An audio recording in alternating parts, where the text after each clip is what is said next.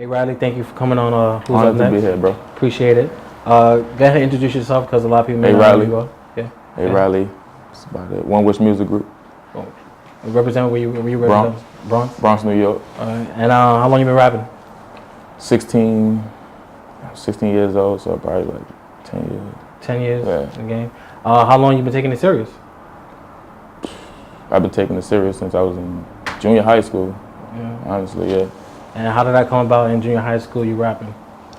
Came about, well, it was a teacher that was in my school who was into music.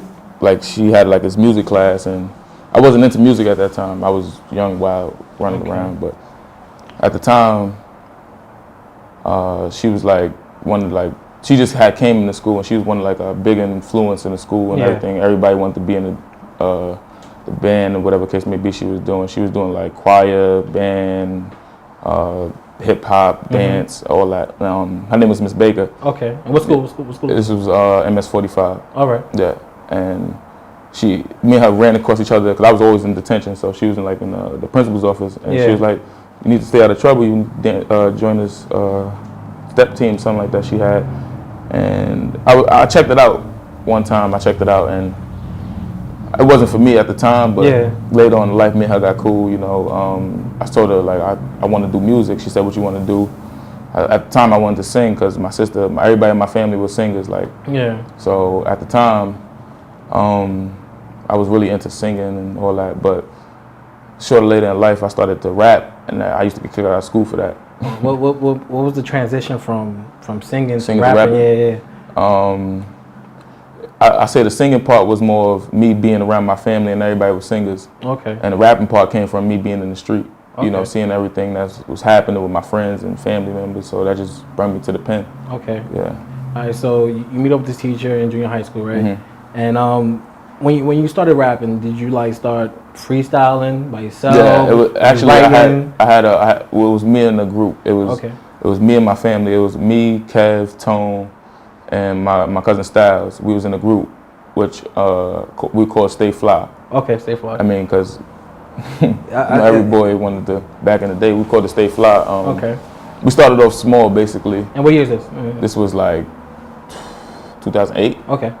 I actually started the name, gave the title out to the name, and it was just us. We was cousins, and we just wanted to, you know, so we'd sit in my cousin house Styles, and we'd write to this beat, and it was just one day I was just like, yo, like we should take this shit serious.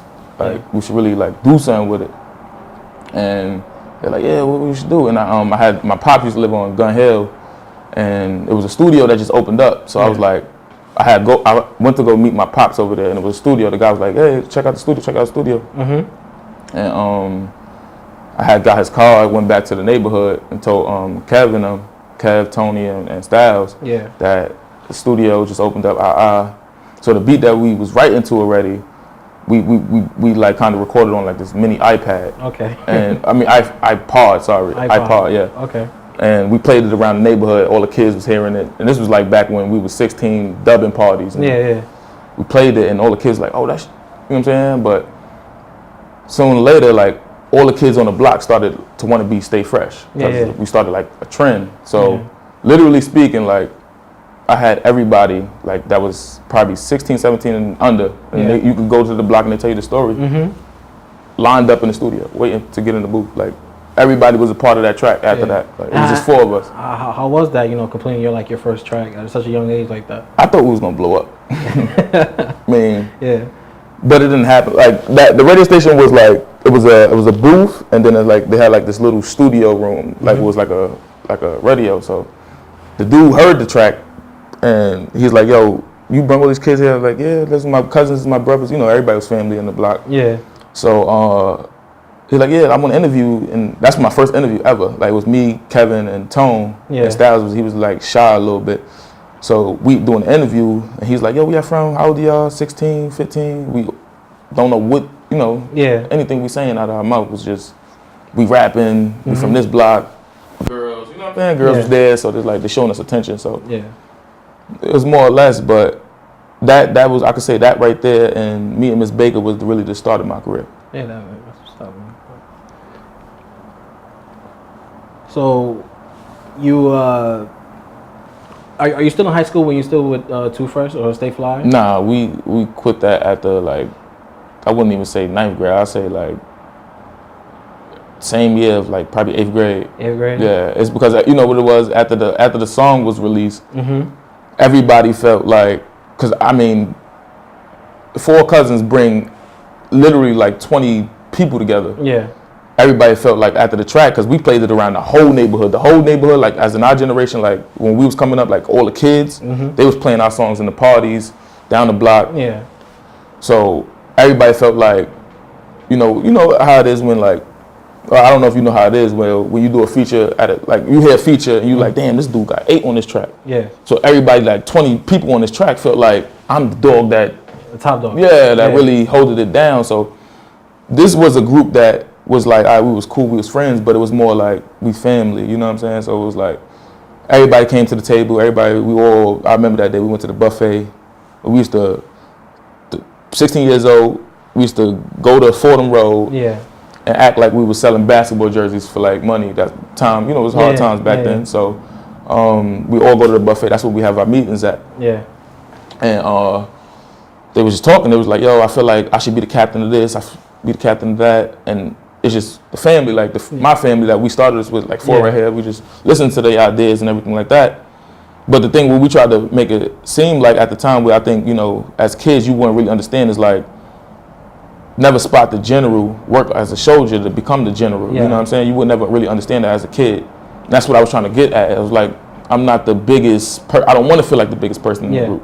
I want I didn't bring y'all here to feel like the biggest person in the group. You know what I'm saying? So, but everybody felt, you know, as the need of, he's not showing us enough attention. Like, and it would come to little here and there things, you know, like we kids, you know what I'm saying? Girls come on the block.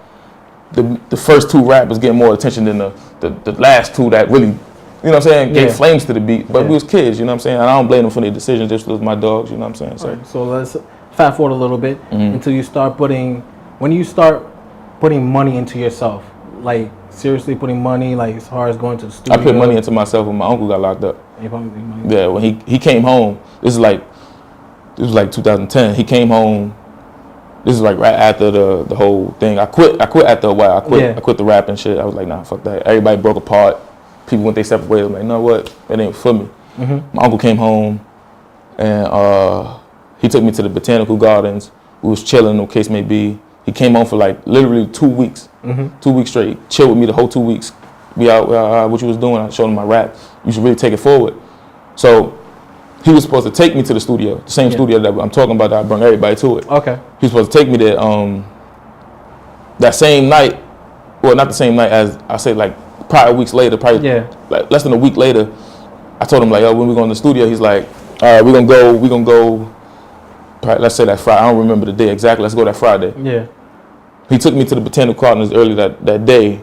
That nighttime, it was about 8 o'clock. We were walking towards Fordham Road to go to the studio on a bus, you know, on the Fordham Road bus where, I don't know, the old VIM used to be. It was like I think the 19 bus or some shit like that. We used to go over there. We walked over there, and the cops pulled up on him, locked him up. No reason or nothing? My uncle, I don't want to talk about that on camera, but prior to that, I didn't see him, and he came home 3 years ago. Okay. And I was, when he got locked up, I was like 15.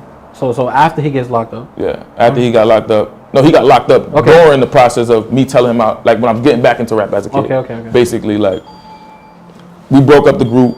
He came home from jail, fresh out. I told him I rap. He spent some time with me, all that. Yeah. We went to the Botanical Gardens. He about to take me to the studio, got locked up. Okay. Back in jail for like, shit, he's still in there. Okay. Yeah. When do you, Rob, when do you meet Rob and start going to his studio? I met Rob in high school, freshman year. Freshman year in high school. All right, and tell me about your relationship with you and Rob. That happened because I was in detention. I met Biggs first, because Biggs used to work in my school. All right. Biggs, he was like a security guard or dean or some shit. And, well, I used to be in the hallway a lot. I didn't really give a fuck about class in 9th grade, bro. I was cutting school, doing whatever the case may be. Well, he caught me one time. It was me and my homeboy Ron. He caught me one time and him leaving the building because in high school in Truman, we didn't really have, I went to Truman by the way, we didn't really have privilege to leave the school.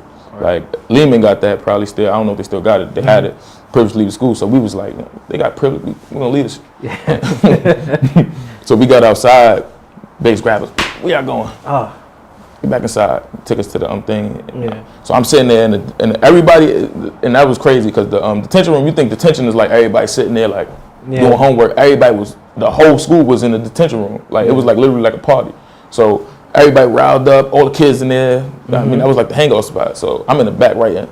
Bass come to me like, yo, what the fuck you writing in your book? You doing homework? Yeah. I ain't doing no homework. He said, what you doing? Like, I'm writing math books, science books, gym books, shit like that, like fitness books. She see my shit like, yo, my boy opening up a studio on Soundview, Morrison Soundview. You should check it out. At the time, like, damn, my uncle's like, I don't really worry about it. Like, just check it out, see what you think about it, and then let me know. I'm like, all right, cool. So later that day, me and Ron, we going home. We're like, yo, bro, you ain't really gonna check it out, bro. You never know what might happen. I'm like, 'cause we lived on the 6 train line, so we had to come from, like Truman to Soundview to where I live at. So we going on the 6 train line. And like, yo, bro, let's just get over and check it out. I'm like, you know what, let's check it out. And this is at the time Rob ain't had a spaceship. The spaceship, the this lights was like, and everything. Rob was just starting out, so I knock on his door. He like, who the hell you? Like, yo, Big sent me here. He like, oh, all right, cool. Check me. He let me check everything out a little bit, but that's the year when I met him, freshman year.